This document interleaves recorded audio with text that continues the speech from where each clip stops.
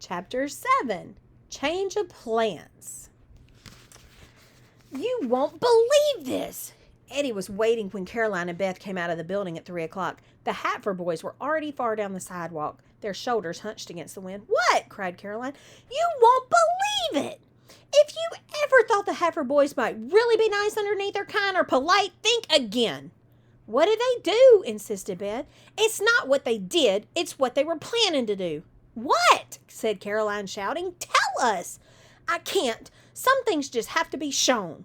When they walked in the house, they all said hi to Mother, who was making a corn husk wreath to go on the front door, and went straight up to Eddie's room, which looked like the locker room of the New York Mets because there were baseball pictures everywhere. "Look!" Eddie threw her book on the bed and sat down, then reached into her jacket pocket. "I was supposed to give this back to Josh after I graded it, but I didn't." Caroline leaned over and stared. "It says math, 4 wrong." Eddie turned the paper over. Caroline looked again. In the center of the picture was a drawing of a centipede.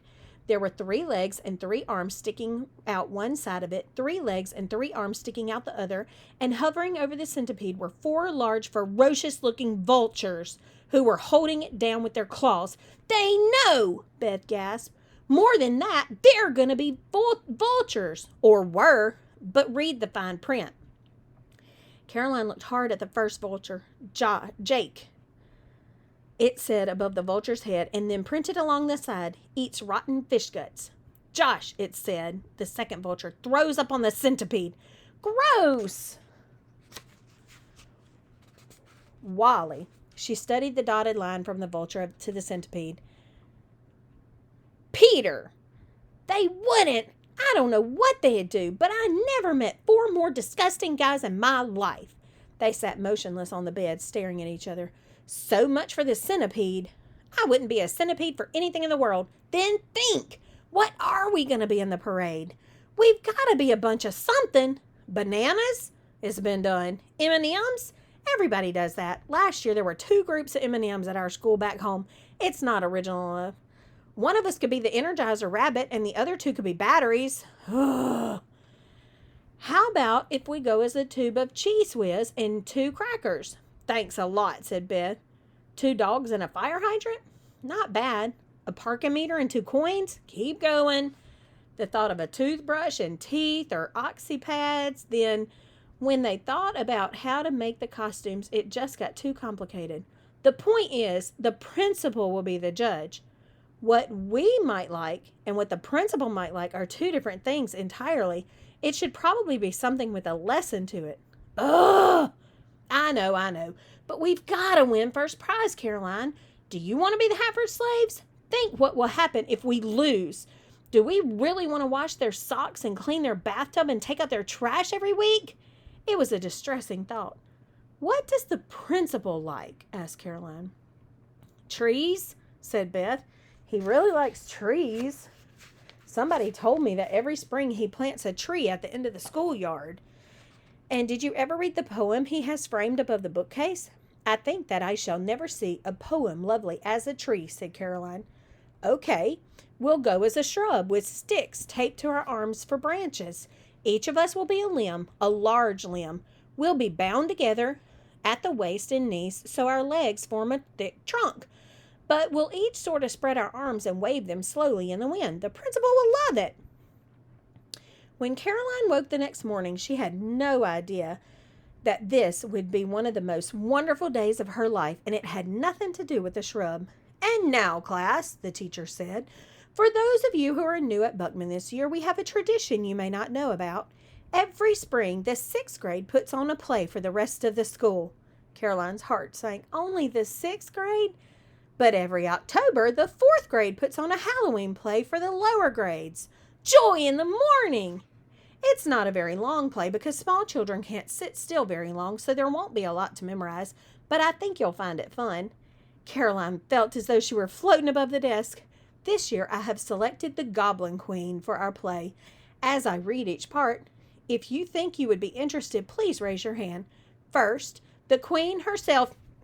Caroline shot her arm up in the air before the words had even left the teacher's mouth. "Caroline? Is that all?" 2 more hands went up. "Caroline, Nancy, and Kim. You'll try out at lunchtime, girls, and we'll see who reads it best." Caroline was floating. She could read it best. She knew she could.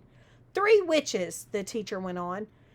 More hands went up, and the teacher wrote more names on the board. "A grandfatherly ghost.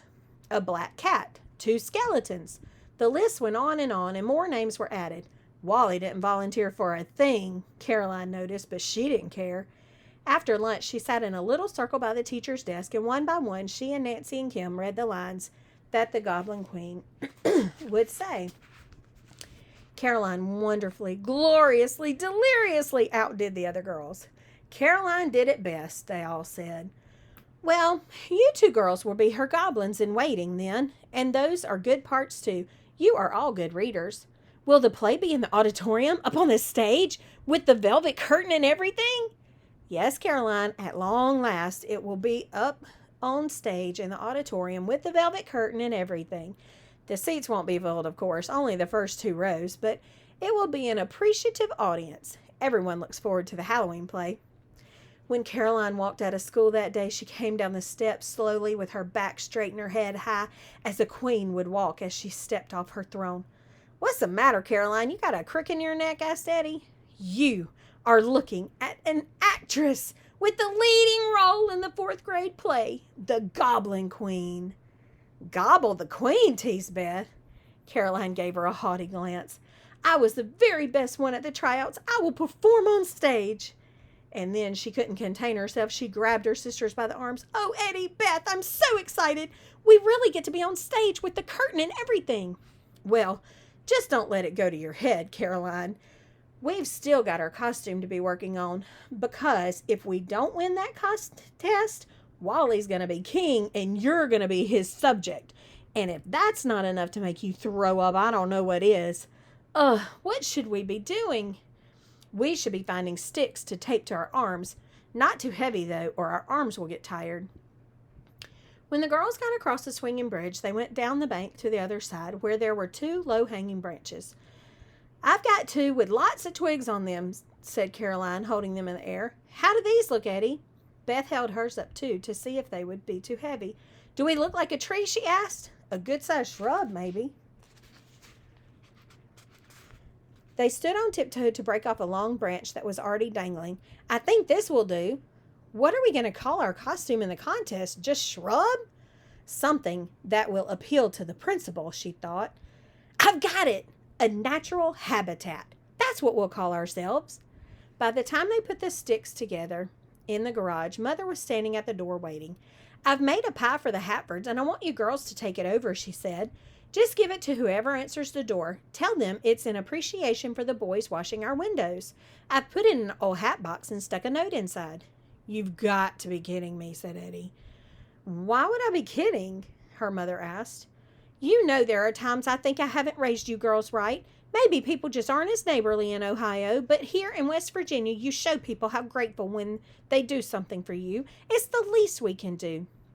"I'll bet they throw it in the river," murmured Caroline.